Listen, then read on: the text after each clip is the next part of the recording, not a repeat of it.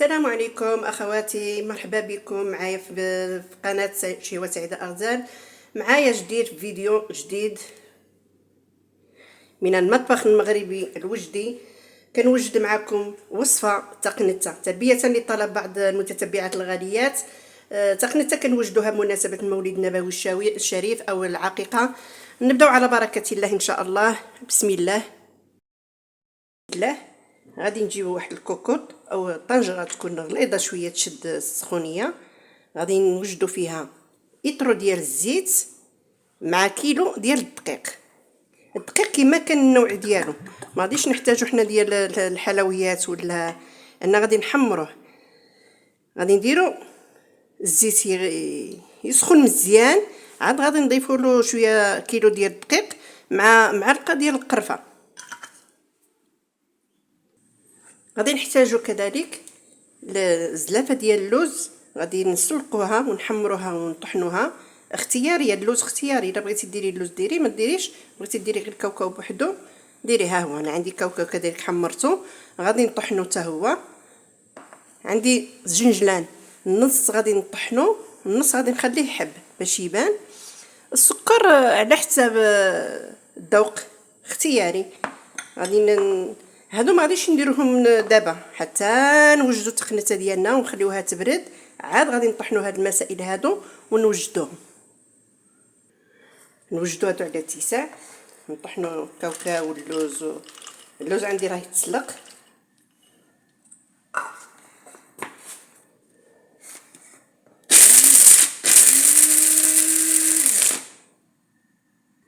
الجنجلان غادي نطحن شويه ونخليه شويه صحيح.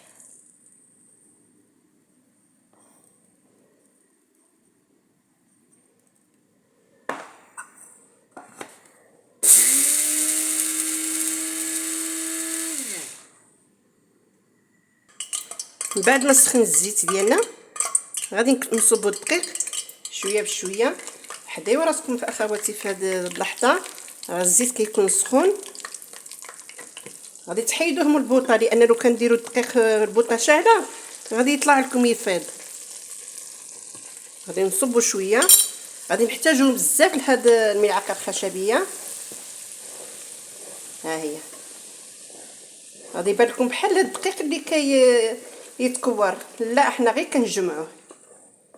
حقيقه اخواتي هاد الوجبه هاد الحلوه دي اللي كنديروها مشهوره هنا في المنطقه الشرقيه. عندهم بمناسبه المولد النبوي كيديروها، اي دار تلقي عندهم هاد تقنته ولا العقيقه. من كتولد المراه كيجيو عندها يباركوا لها ولا كتحط لهم هاد تقنته.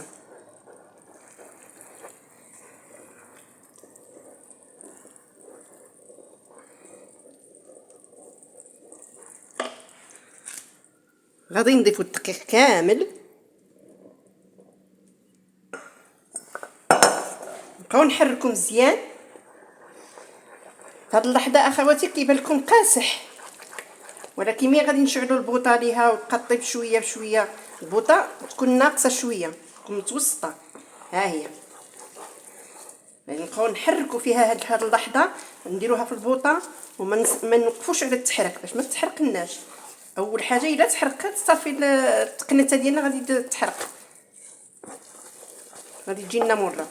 ها غادي نبقاو نحركوا فيها، مي غادي تدخل لها السخونيه وتبقى تغلي غادي تولي خفيفه، غادي تجرى شويه. غادي نردها البوطه ونتلاقاو اخواتي. صافي ها ما حد حنا كنسخنوها في العافيه وهي كتولي جاريه، ما تخافيش منها. في هذه اللحظه اخواتي غتعطيها الوقت، غادي تخليها من ساعه الا ربع ساعه وانتي كتحركي فيها. البوطه ناقصه. احنا الناس زمان كنعرفوهم كيكونوا يديروا المجمر وكيديروا عليها الكوكوط ولا الطنجره ولا يجلسوا عليها على الكرسي اللي يجلسوا على السداري ويطيب على خاطرها. ولكن حنا الحمد لله نخدموها هكاك. دابا غادي تخليها غادي تصبري عليها، يبقى ما تحبسيش التحرك ديالها، حقاش الا حبستي غادي تحرق. غادي نخليوها هكا، نبقى تحركي فيها ساعه الا ربع حتى تشوفي الجناب ديالها بدا يتبدل اللون ديالها. تماك غادي نبقاو نحركوا شويه حتى تولي كراميليزي. صافي اخواتي، ها هو اللون ديالو بدا يتبدل، ما عرفت واش كيبان لكم ولا لا. كي تشوفي الملعقه ديري هكا وتهود داك الدقيق محمر، غادي نزيدو عليها واحد 6 دقائق ولا 7 دقائق وحنا نخلطو حتى يتوحد اللون ديالو ونطفيو له البوطه. التقنيته ديالنا ها هي طابت، هذا هو اللون المطلوب. مازال غادي نخليوها تبرد، الحراره ديال الكوكوط غادي تبدل، تزيد تبدل لها اللون ديالها. عليها خليناها في هذا اللون هذا لان مازال غتزيد تغير. هاد العناصر اللي درنا اللي قلنا لهم ديال الكاوكاو واللوز والسكر والجنجلان ما غاديش نديروهم يكون سخون، لان الا درناه هو سخون غادي تحرق لنا داك العناصر، تتحرق لنا. غادي نخليوها تبرد على خاطرها ومن بعد ان شاء الله نرجعوا.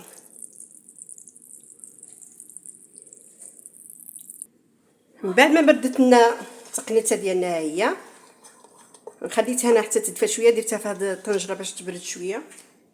غادي نضيف لها الكاوكاو، كل حاجه غادي نحركها بوحدها باش تشبع في الزيت ديالها. نزيدو الجنجلان، عندي النص مدقوق والنص باقي حب.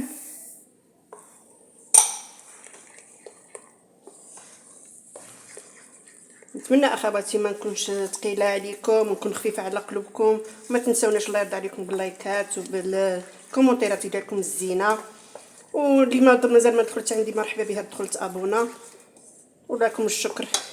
عندنا اللوز ما سجلتوش ملي كنت كنطحنوه، من طحنته اللوز خليته شويه مجروش شويه حباش ملي تاكلي داك تقنته تجيك ديك العضه ديال اللوز.